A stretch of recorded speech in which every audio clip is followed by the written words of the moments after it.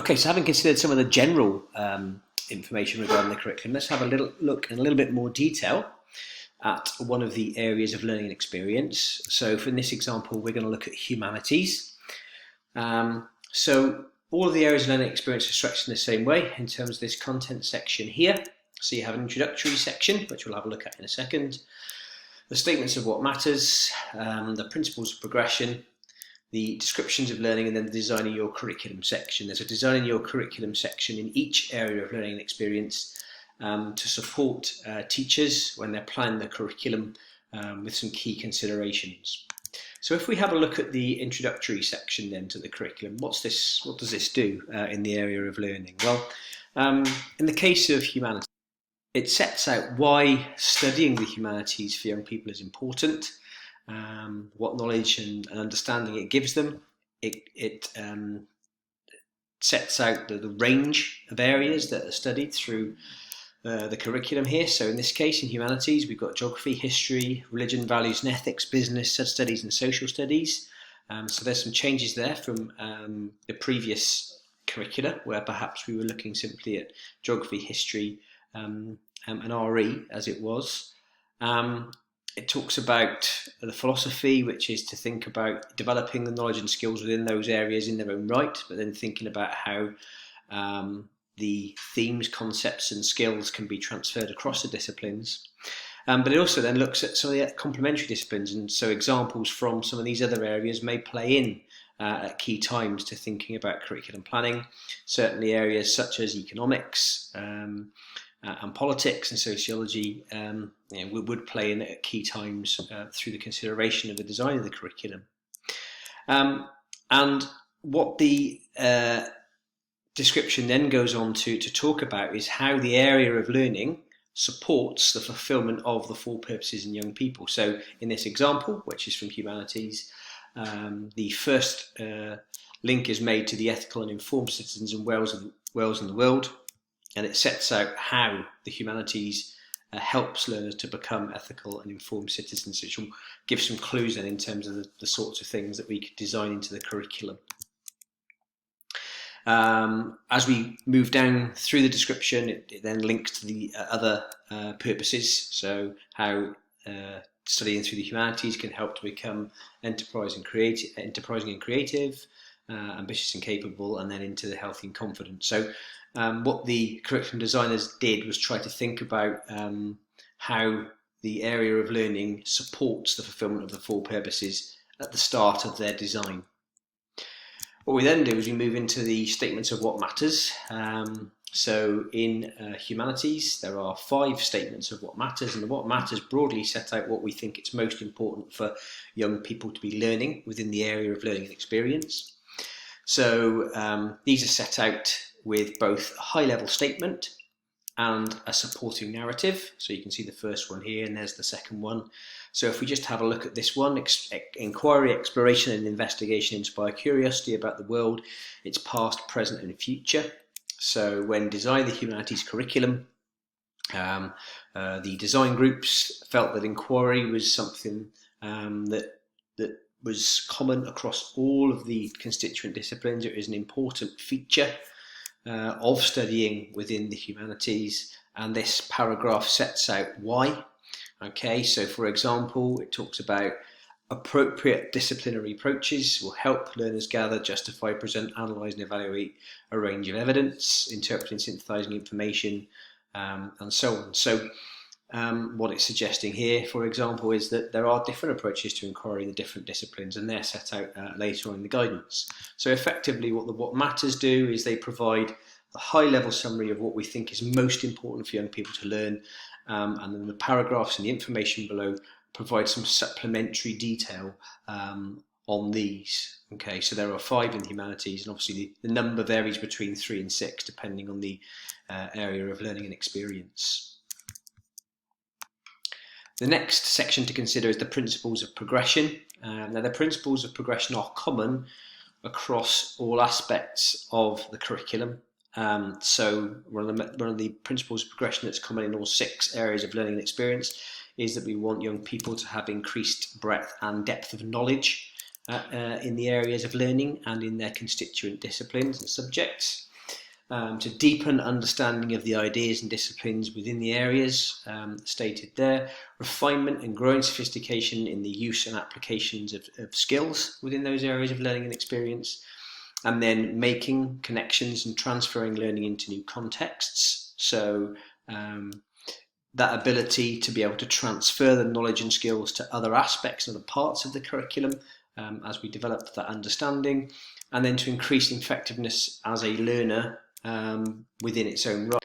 So the example given here is, as learners make progress in this area, they'll be asking increasingly sophisticated inquiry questions. For example, they'll show greater independence, they'll be able to predict and hypothesize, and make more nuanced judgments about reliability, and so on. So in the design of the curriculum, those are the ways that we're looking at young people making progress. So the next thing to consider then is, having looked at the principles of progression, the descriptions of learning.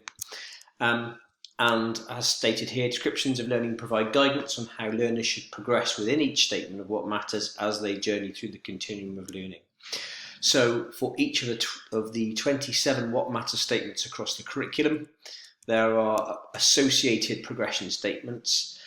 This is outside of the foundation phase, where there is a set of holistic statements within the area of learning and experience. So in foundation phase, there are only 6 sets of progression statements relative to the area, not the 27 individual what matters. And the idea there is to ensure that the curriculum doesn't become overloaded in the foundation phase, and that the curriculum stays true to the principles of the foundation phase philosophy. So in terms of the way the descriptions of learning are presented, you can see here that we have the 5 what matters statements for humanities. If we look at one example, click on the arrow, and we can see all of the statements that are set out underneath in terms of what matters statement 1 here, which is the first what matters statement, which was the one we looked at earlier. Inquiry, exploration and investigation inspire curiosity about the world, its past, present and future. So the progression steps are set out along the top of the page here.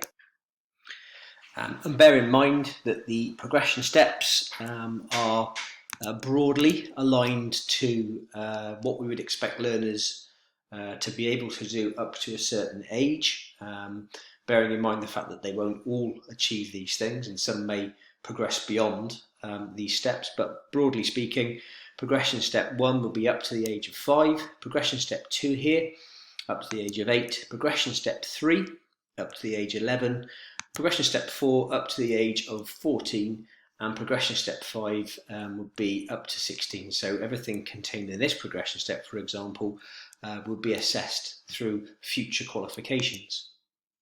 If we look at the way the